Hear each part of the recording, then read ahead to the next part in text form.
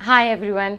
अगर आपके आसपास कोई बहुत अच्छी इंग्लिश बोलता है तो आपने उनसे इस तरह के सेंटेंस ज़रूर सुने होंगे, जैसे hey you are suppose to reach there on time, listen you are suppose to prepare this report, suppose to, है ना।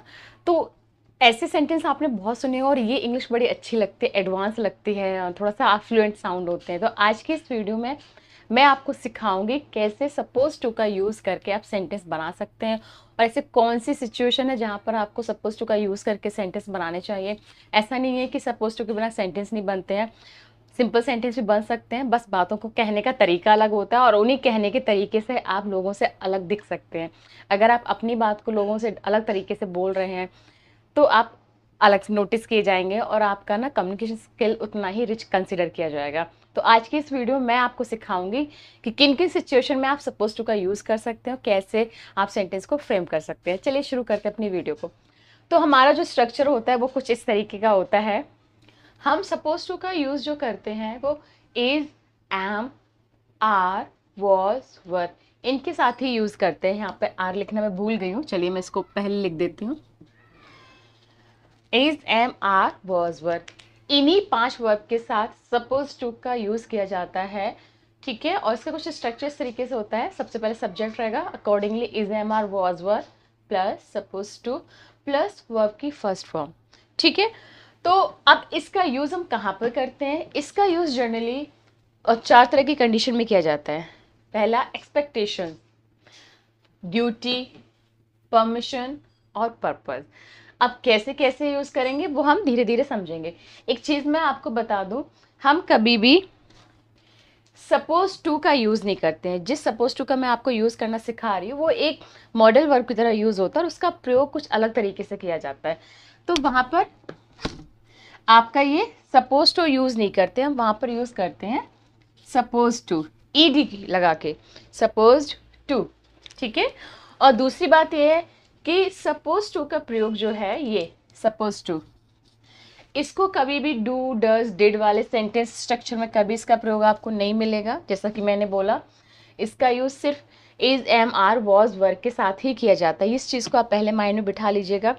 और बेसिकली अगर मैं बोलूँ तो ये पैसिव वॉइस की लैंग्वेज है। अगर आपको पैसिव वॉइस नहीं आते हैं तो मैं आपको किसी वीडियो पैसिव वॉइस भी सिखा दूंगी। पैसिव वॉइस का भी एक्चुअली स्पोकन इंग्लिश में बहुत ज़्यादा यूज़ किया जाता है। जब भी आपको फ्लुएंट साउंड करना हो ना, रिच इंग्लिश जब भी आप बोलते हैं तो वहाँ पे पैसिव वॉइस का यूज़ ज़्यादा किया जाता है। थोड़ा बातों को घुमाकर कहने का तरीका होता है पैसिव वॉइस। तो सेम उसी में हैज़, हैव, हैड, इसमें भी सपोज टू का यूज़ नहीं होता। इन शॉर्ट, सपोज टू का यूज़ हम ऐसे सिचुएशन में करते हैं when there is something that should happen, है ना। लाइक आप कुछ एक्सपेक्ट कर रहे हो, कि आप उम्मीद कर रहे हो कि आप मेरे घर आओगे या आने वाले थे, आपने एक्सपेक्ट किया था। ऐसे सेंटेंसेस में आप सपोज टू का यूज़ करते हैं। इनको सेंटेंस से हम ज़्यादा क्लियर कर पाएंगे। ड्यूटी, रिस्पॉन्सिबिलिटीज, जब आपके ऊपर कुछ आ जाती है, आपको लगता है वो काम आपको करना चाहिए, तो ऐसे सेंस में हम सपोज टू का यूज़ करते हैं। चलिए उसको सेंटेंस की मदद से अच्छे से समझते हैं। तो चलिए इन सेंटेंस की मदद से हम सीखते हैं कि कैसे इन सेंटेंस में हम सपोज टू का यूज़ कर सकते हैं। जैसा कि मैंने आपको बताया था कि सपोज टू का यूज़ जो है हम 4 कंडीशन में यूजली करते हैं: expectations, duty, permissions, purpose, kind of, right. तो पहला है हमारा, एक्चुअली सपोज टू का मतलब ही होता है कि there is something that is about to happen, कि वो होगा और होने वाला है, right. You were expected to visit my office yesterday. You were expected to visit my office. Expect means होता है उम्मीद करना एक तरीके से, है ना। तुम कल मेरे ऑफिस आने वाले थे। एक्सपेक्ट था कि ऐसा था कि वो सर्टेन था कि तुम आने वाले थे। यू वर एक्सपेक्टेड, इसी को हम बोल सकते हैं you were suppose to visit my office yesterday. Like कोई ऐसी चीज़ जो होने वाली थी या होने वाली है, there is something that is certain about to happen और सपोज टू हैपन, यानी कोई चीज़ होगी, उसकी जगह पे हम सपोज टू का यूज़ कर लेते हैं। एक्चुअली अगर हम वर्ड की बात करें, सपोज का मतलब ही होता है मानना, यानी ऐसी कोई चीज़ जिसमें हम ये मान के चलेंगे वो चीज़ होगी या होने वाली थी, है ना, वहाँ पे हम सपोज टू का यूज़ कर लेते हैं। You were expected to visit my office yesterday. तुम कल मेरे ऑफिस आने वाले थे, यानी ये था, मैंने उम्मीद कर ली थी कि तुम आओगे, है ना। तो इसी को बोलेंगे you were suppose to visit my office yesterday. बना देंगे। यू वर एक्सपेक्टेड टू को कर देंगे you were supposed to visit my office yesterday. Okay, यानी आप यहाँ पर चाहे आप इस बात को सिंपली ऐसे बोल सकते थे कि अगर आपको लग रहा है कल उम्मीद थी तुम्हारे आने की, you were expected to visit my office yesterday, तो भी आपका मीनिंग वही है। और आपने ऐसे बोला, थोड़ा एडवांस लैंग्वेज यूज कर ली, थोड़ा सा अच्छा रिच लैंग्वेज में आपने बोला you were suppose to visit my office yesterday. बस बेसिक लोग ये बोलेंगे, थोड़ा एडवांस स्पीकर ये बोल देंगे you were suppose to visit my office yesterday. Meaning दोनों का एक ही है, मीनिंग में कोई डिफरेंस नहीं। दूसरा देखते हैं, the train expected to arrive at 9 o'clock। Train की 9 बजे आने की उम्मीद है। एक्सपेक्ट मीन्स आशा है, उम्मीद है, ऐसे करते हैं ना, थोड़ा सा एक्सपेक्ट आशा है। The train expected to arrive at 9 o'clock। Train ना 9 बजे आने की उम्मीद है या आने वाली है, कुछ इस तरीके का मीनिंग निकल रहा है। तो अगेन इसको आप थोड़ा सा रिच लैंग्वेज में बदल दो। द ट्रेन इज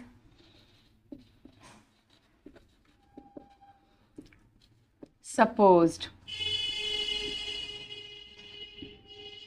बस ये चेंज हुआ, रेस्ट ऑफ बिल्कुल सेम रहेगा। The train is suppose to arrive at 9 o'clock। बस ये फ़र्क है, इन दोनों सेंटेंस के मीनिंग में कोई डिफरेंस नहीं है, बस बोलने के तरीके में फ़र्क है। आप बेसिक हो, आप एब्सोल्यूट बिगनर है, तो शायद आप अभी ऐसे बोलना शुरू करेंगे, the train expected to arrive at 9 o'clock। क्योंकि इन द बिगनिंग हम जो भी लैंग्वेज बोलते हैं या इंग्लिश बोलते हैं, हम ट्रांसलेशन मेथड के थ्रू बोलते हैं। तो जो हिंदी के हम ट्रांसलेशन करते हैं, जब हम एडवांस थोड़ा पहुंच जाते हैं उस लैंग्वेज में, फिर हम बस मीनिंग को पकड़ते हैं और फिर उसको ट्रांसलेट कर देते हैं नए वर्ड्स के अकॉर्डिंग। तो बस यही है, the train is suppose to arrive at 9 o'clock। दोनों का मीनिंग बिल्कुल सिमिलर है। वी एक्सपेक्ट, हम आशा करते हैं, हमारी उम्मीद है, that you will pass this exam, कि तुम ये एग्जाम पास कर लोगे। इसी को अगर हमें चेंज करना हो तो मैंने बताया ना, सपोज टू का ये जो स्ट्रक्चर है वो पैसिव की लैंग्वेज का है। तो यहाँ देखो पैसिव का सेंटेंस मैं कैसे बनाऊंगी। अगर आपको पैसिव वॉइस आते होंगे तो शायद आप समझ पाएंगे, नहीं आते तो टेंशन नहीं लेना, आपके लिए मैं पैसिव वॉइस की भी वीडियो बना के ले आऊँगी कि स्पोकन इंग्लिश में कैसे सेंटेंस का आप यूज़ कर सकते हैं। We expect that you will pass this exam, तो कैसे करेंगे, you are expected to pass this exam. Simply passive voice का हो गया, तो ऐसे सपोज टू का यूज़ कर लेंगे। एक्सपेक्ट को हम कैसे चेंज कर देंगे, सब्जेक्ट कौन है इसमें, you will pass the exam ना, इसके बारे में उम्मीद कर रहे हैं ना, तो सिंपल बना देंगे, you are supposed to pass this exam. You are suppose to pass this exam, यानी तुम इस, you are suppose to pass this exam. और वी है ना, वी, इसको चाहो आप लिख दो वाई अस, या फिर इसको रहने दो, इसको आप हाइड भी कर दोगे तो भी वही उम्मीद है कि हमें उम्मीद है कि तुम एग्ज़ाम पास कर लोगे। You are suppose to pass this exam, तुम इस एग्ज़ाम को पास कर लोगे, इस तरीके से। It is our duty to respect our parents. अब ये ड्यूटी वाला केस आ गया, राइट। ये हमारी ड्यूटी है, ड्यूटी का मतलब ये काम भी हमें करना ही है ना। जहाँ सपोज के हिंदी मीनिंग को आप समझो पहले। सपोज मीन्स होता है किसी, सपोज मीन्स होता है सिंपल मानना, यानी चाहे वो नेगेटिव सेंस में हो या पॉजिटिव सेंस में, आपने ये मान लिया है कि वो काम ऐसा ही है। इट इज़ आवर ड्यूटी, तो ड्यूटी में भी यही हम, ये हमारी ड्यूटी है टू रिस्पेक्ट आवर पेरेंट्स, अपने पेरेंट्स का सम्मान करना, यानी ये हमारी ड्यूटी है। तो इसका मतलब हमें अपने पेरेंट्स की रिस्पेक्ट करनी ही है, राइट। मान कर चलना है, तो बस बना दो उसी तरीके को, सेंटेंस का स्ट्रक्चर चेंज कर दो, we are suppose to respect our parents, right. जो बात ये सेंटेंस कह रहा है ना, वही बात ये सेंटेंस कह रहा है, वी आर सपोज्ड टू, मेरी राइटिंग थोड़ी गंदी है एक्चुअली, बस समझ जाना, we are suppose to respect our parents. Suppose to का स्ट्रक्चर कह रहा है, we are suppose to respect our parents, यानी सपोज टू हमसे उम्मीद की जाती है या हमसे आशा की जाती है कि हम अपने पेरेंट्स का सम्मान करेंगे। और वही दूसरी लैंग्वेज में देख लो, इट इज़ आवर ड्यूटी, ये हमारा कर्तव्य है अपने पेरेंट्स का सम्मान करना। बात वही है, मीनिंग वही है, बस कहने का तरीका अलग है। आप बिगनर हो तो शायद ऐसे बना दोगे, थोड़े अच्छे स्पीकर हो तो आप ये बोल दोगे, मीनिंग वही है। Being a teacher, you must teach this topic. Must लग गया, मस्ट का बेसिक यूज़ तो आप जानते हो, जहाँ मस्ट लग जाता है वो चीज़ मैंडेटरी सी हो जाती है, वो आपको काम करना ही है। तो सपोज का सेंस यहाँ पे भी यूज़ हो सकता है, सपोज्ड, यानी आपको वो काम करना ही है। तो कैसे चेंज करेंगे? Being a teacher,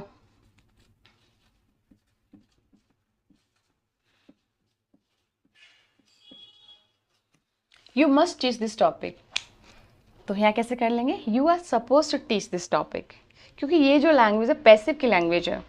you are supposed, being a teacher, teacher होने के नाते आपसे उम्मीद की जाती है कि आप ये टॉपिक पढ़ाएंगे। और इसका सिंपल मीनिंग क्या है?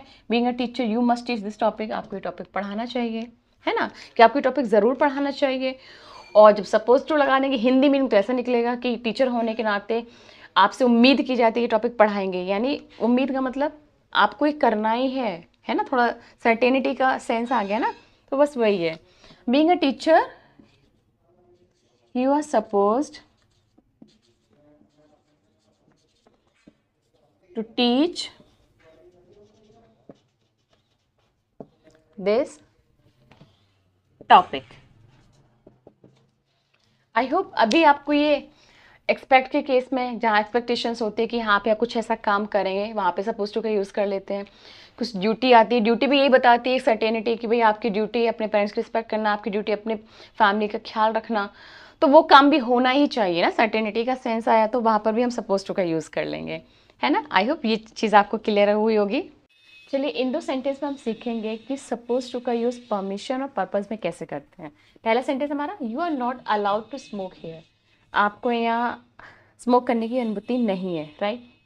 तो इसका मतलब है नहीं है, दैट मीन्स आप करेंगे ही नहीं। कुछ पक्की सी बात हो गई ना कि वो सर्टेन है कि आप, सर्टेनिटी का सेंस आ गया ना कि अब आप यहाँ स्मोक कर ही नहीं सकते, है ना।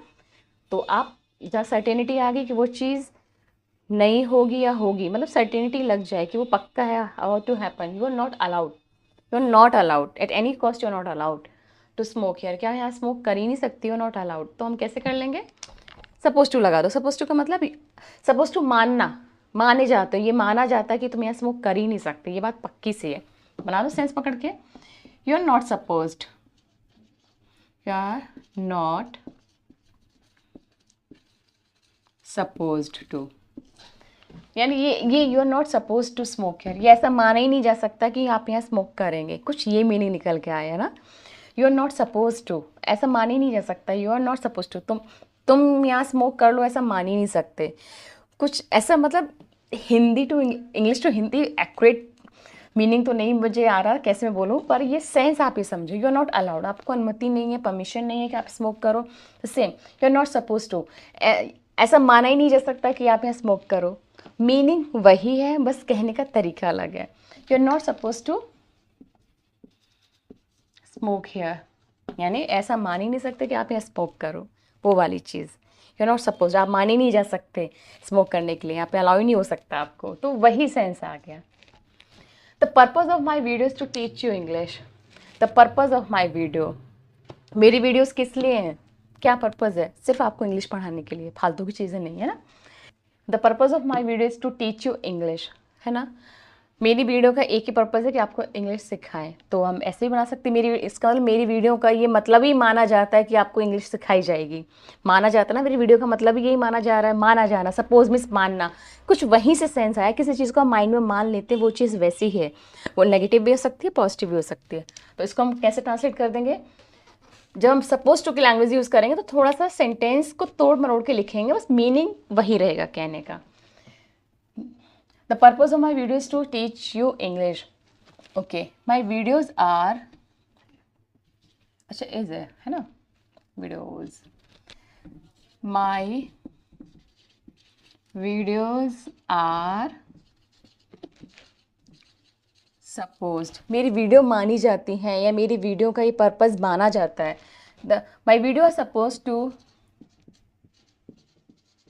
teach you, My videos are supposed to teach you English, ये लिख देते हो, ठीक है। My videos are supposed to teach you English, यानी मेरी वीडियो, इसीलिए मेरी वीडियो का पर्पज़ यही माना जाता है, या मेरी वीडियो का मतलब ही यही होता है कि वो आपको इंग्लिश पढ़ाएंगे।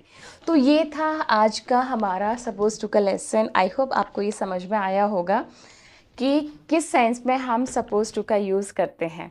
सिंपली ऐसी कोई चीज़ जो आपको लगता है वो होके रहेगी, है ना, वो मानी जाती है कि वो चीज़ ऐसी ही है या नहीं है। नेगेटिव के सेंस में तो वो ये मान लिया वो चीज़ ऐसी नहीं है, जैसे हमने देखा यू आर नॉट अलाउड, तो मान लिया आपको अलाउड है ही नहीं, है ना, मान लिया, तो वहाँ सपोज टू का यूज़ कर सकते हैं।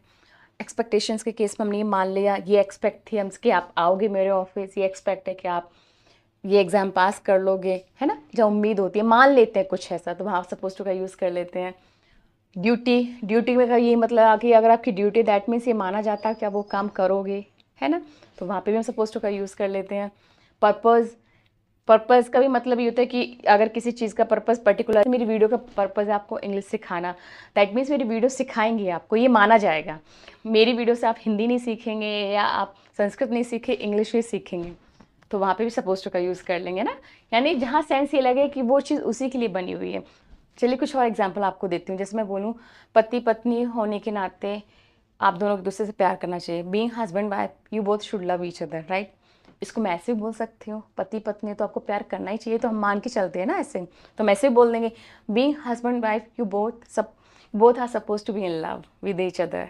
Being husband wife you both are suppose to be in love with each other, यानी पति पत्नी होने के नाते ऐसे माना जाता है कि आप दोनों एक दूसरे के प्यार में होंगे। आगे ना भाई हमने मान लिया, हिंदी देखे तो माना जाना, ये सेंस निकल के आता है। आई होप अब आपको ये सपोज टू का मीनिंग क्लियर हो गया होगा अच्छे से।